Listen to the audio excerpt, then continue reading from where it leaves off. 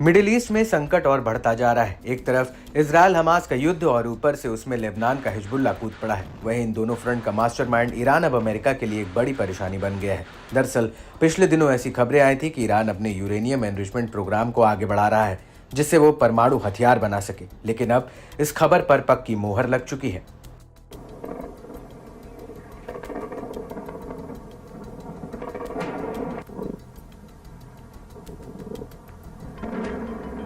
इसको लेकर ईरान के सुप्रीम लीडर अयातुल्लाह खामेनेई के सलाहकार और परमाणु वार्ताकार अली शामखानी ने अमेरिका को दो टूक कह दिया है। वो अमेरिका के दबाव के आगे बिल्कुल भी नहीं झुकेंगे। कहने का मतलब साफ है कि अमेरिका चाहे जो भी कर ले, अब ईरान परमाणु हथियार बनाने के रास्ते पर नहीं रुकेगा।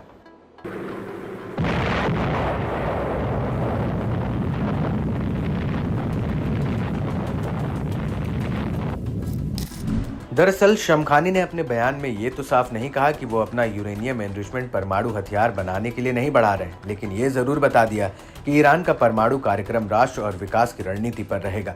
अमेरिका और कुछ पश्चिमी देश चाहें तो वो ईरान के परमाणु उद्योग को खत्म कर सकते हैं।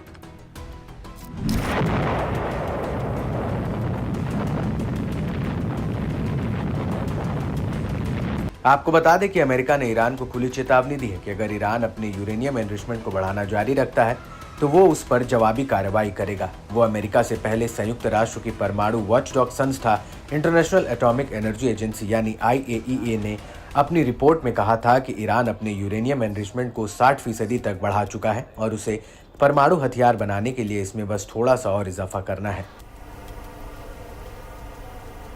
IAEA ने अपनी रिपोर्ट में यह भी कहा कि ईरान तेजी से और ज्यादा यूरेनियम एनरिचमेंट वाली सेंट्रीफ्यूजन मशीनों को फोर्डो परमाणु अड्डे पर लगा रहा है और उसने नटैंस परमाणु अड्डे पर यूरेनियम एनरिचमेंट का अतिरिक्त काम शुरू कर दिया है।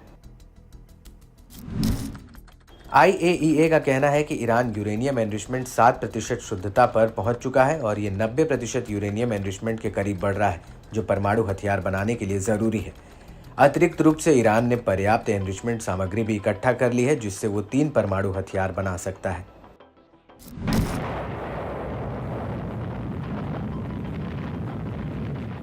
वहीं दूसरी तरफ ईरान के परमाणु कार्यक्रम को रोकने के लिए ब्रिटेन, जर्मनी और फ्रांस ने एक प्रस्ताव पेश किया था, जिसका उद्देश्य ईरान के ऊपर कूटनीतिक दबाव बनाना था। इस प्रस्ताव को संयुक्त राष्ट्र सुरक्षा परिषद में भेजने का विकल्प रखा गया था, लेकिन चीन और रूस ने इसके खिलाफ मतदान किया।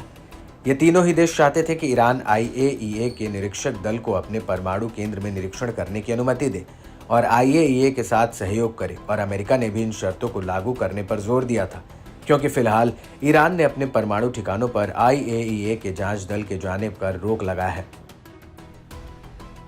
जब पिछली बार IAEA ने ईरान पर इस तरह का दबाव डाला था तो उसने अपने परमाणु ठिकानों से निगरानी वाले कैमरे और अन्य उपकरण हटा दिए थे। इसके अलावा ईरान ने अपने यूरेनियम एनरिचमेंट गतिविधियों को बढ़ा दिया था और अब अमेरिका भी ईरान के परमाणु कार्यक्रम से उठने वाले संकट पर चिंता जता रहा है। इसको लेकर अमेरिका के स्टेट डिपार्टमेंट के प्रवक्ता मैथ्यू मिलर का भी कहना है। IAEA द्वारा जारी की गई रिपोर्ट ये स्पष्ट करती है कि ईरान लगातार अपना यूरेनियम एनरिचमेंट जिस तरह से बढ़ा रहा है, उसमें ऐसा कोई विश्वसनीय सबूत नहीं मिलता है कि वो ऐसा किसी शांतिपूर्ण उद्देश्य के लिए कर रहा हो।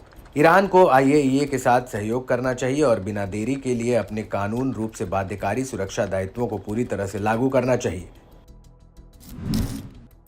दरअसल IAEA ईरान से उठ रहे इस खतरे को भली भांति भांप रहा है और कह रहा है कि ईरान इकलौता गैर परमाणु देश है जिसका यूरेनियम एनरिचमेंट सबसे ज्यादा 60% तक पहुंच चुका है, जो परमाणु हथियार बनाने के लिए बिल्कुल थोड़ा सा कम है। ईरान ने यूरेनियम एनरिचमेंट का भंडार जमा करता रहता है, जो बेहद चिंता की बात है।